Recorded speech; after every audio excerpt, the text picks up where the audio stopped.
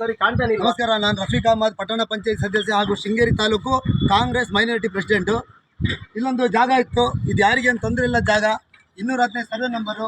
ಇದೇ ಸರ್ವೆ ನಂಬರ್ಲಿ ಎಷ್ಟೋ ಒತ್ತುವರಿ ಆದರೂ ಕೂಡ ಇವತ್ತು ತಾಲೂಕು ದಂಡಾಧಿಕಾರಿಗಳು ಎಲ್ಲೂ ಕೇಳ್ತಾ ಇಲ್ಲ. ಹಾಗೆ ನಾನೊಂದು ಬಡವ, ನನ್ನ ಹೆಸರಲ್ಲಿ ಒಂದು ತುಂಡು ಜಾಗ ಕೂಡ ಎಲ್ಲೂ ಕೂಡ ಇಲ್ಲ. ನಾನೊಂದು ಸಣ್ಣಗೊಂದು 10-15 ಅಡಿ ಜಾಗನ ಹಾಕ್ಕೊಂಡಿದ್ದೀನಿ.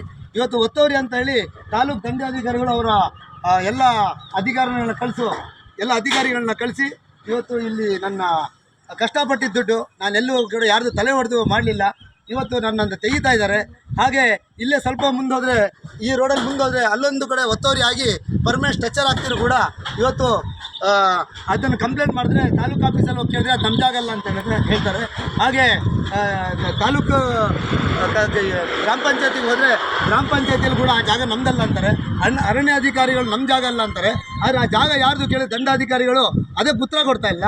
ಇವತ್ತು ಗುಬ್ಬಿ ಮೇಲೆ ಬ್ರಹ್ಮಾಸ್ತ್ರ ಅಂದಾಗೆ ನಾನು ಇವತ್ತೊಬ್ಬ ಎಲೆಕ್ಟೆಡ್ ಮೆಂಬರು ಅನ್ನೋದು ಮರೆತು ಅವ್ರು ತಪ್ಪು ಮಾಡ್ತಾ ಇದ್ದಾರೆ. ಹಾಗೆ ನಾನು ಎಲೆಕ್ಟೆಡ್ ಮೆಂಬರ್ ಅಂತ ನಾನು ಅನ್ಯಾಯ ಯಾರಿಗೂ ಮಾಡಿಲ್ಲ. ನನ್ನ ಇವತ್ತು ಶೆಡ್ ಕೀಳ್ತಾರೆ. ಹಾಗೆ ಶೃಂಗೇರಿಯಲ್ಲಿ ಇವತ್ತು ಎಷ್ಟೋ ಕಡೆ ಒತ್ತುವರಿ ಇದೆ, ಹಾಗೆ ಅಕ್ರಮ ಶೆಡ್ಗಳು ಎಷ್ಟೋ ಕಡೆ ಇದೆ. ಆದರೂ ಕೂಡ ಇವತ್ತು ಅಲ್ಲೆಲ್ಲೂ ಕೂಡ ತೆಗಿದೆ.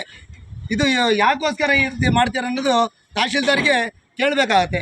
ಯಾಕಂದರೆ ಇವತ್ತು ಮೈನಾರಿಟಿಗಳಿಗೆ ರಕ್ಷಣೆ ಇಲ್ಲ, ಅಲ್ಪಸಂಖ್ಯಾತರು ಏನೂ ಮಾಡೋಂಗಿಲ್ಲ. ಇಡೀ ಶೃಂಗೇರಿ ತಾಲೂಕಲ್ಲಿ ಅಲ್ಪಸಂಖ್ಯಾತರ ಮೇಲೆ ಮೊನ್ನೆ ಹಲ್ಲೆ ಆಯಿತು. ಒಂದು ಆ ಹಲ್ಲೆ ಆದರೂ ಕೂಡ ಅಲ್ಲಿ ಬರೀ 5 ಜನಕ್ಕೆ ಮಾತ್ರ ಇದಾಯಿತು, ಉಳಿದವ್ರಿಗೆ ಏನೂ ಆಗಿಲ್ಲ. ಇವತ್ತು ನನ್ನ ಮೇಲೆ 107ಗಳಾಗ್ತಿದೆ. ಯಾರಿಗೆ ನಾನು ಹೊಡಿತಿಲ್ಲ, ಯಾರಿಗೆ ಬಡಿತಿಲ್ಲ.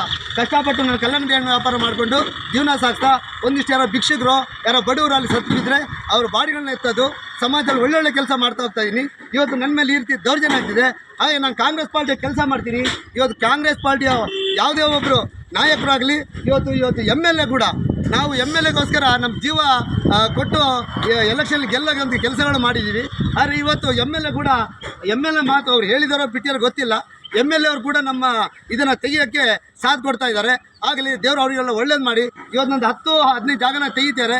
ನಾನು ಇವತ್ತು ಶೃಂಗೇರಿ ತಾಲೂಕು ಆಫೀಸ್ ಎದುರುಗಡೆ ವಿಷದ ಬಾಟ್ಲಿನ ಇಟ್ಕೊಂಡು ಇನ್ನೊಂದು ಸಾರಿ ಹೇಳಿ ವಿಷದ ಬಾಟ್ಲಿಗೆ ಕೂರ್ತೀನಿ. ಶೃಂಗೇರಿ ತಾಲೂಕಲ್ಲಿ ಏನು ಒತ್ತುವರಿ ಇದೆ, ಆ ಒತ್ತುವರಿ ತೆಗಿಯೋರಿಗೆ ನಮ್ಮದು ಹೋರಾಟ ಇದೆ. ಇವತ್ತು ನಂದು ತೆಗ್ದಾರೆ. ಇದು ತೆಗ್ದೋಕ್ಕೆ ಕಂಪ್ಲೇಂಟ್ ಯಾರ್ದಂದರೆ ತಹಶೀಲ್ದಾರ್ ಕಂಪ್ಲೇಂಟ್ ಹೇಳ್ತಿಲ್ಲ. ಅವರು ಸ್ವಯಂ ಪ್ರೇರಿತವಾಗಿ ಅವರೇ ಏನೋ ದಂಡಾಧಿಕಾರಿ, ನಾನು ಮಾಡೋ ಕೆಲಸ ಮಾಡ್ತೀನಿ ಅಂತ ಹೇಳ್ತಾರೆ. ಹಾಗಾಗಿ ಶೃಂಗೇರಿಯಲ್ಲಿ ಇನ್ನು ಮುಂದೆ ಯಾರು ಕೂಡ ಈ ಎಲೆಕ್ಷನ್ನು ರಾಜಕೀಯ ಅಂತ ದಯವಿಟ್ಟು ಯುವಕರು ಹೋಗಬೇಡಿ.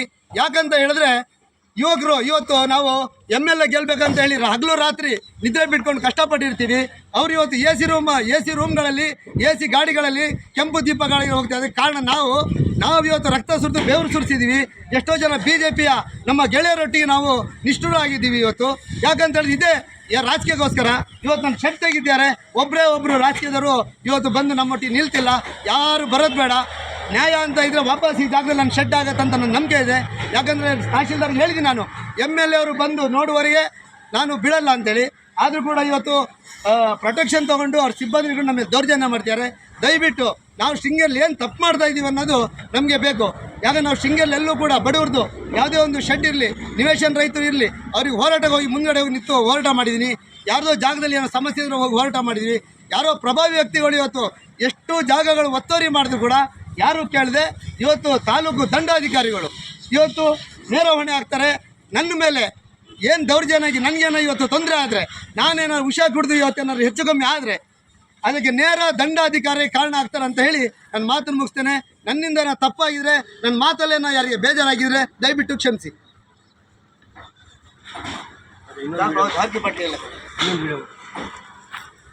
ಇನ್ನೊಂದು ವಿಡಿಯೋ ಮಾಡ್ತಾರೆ.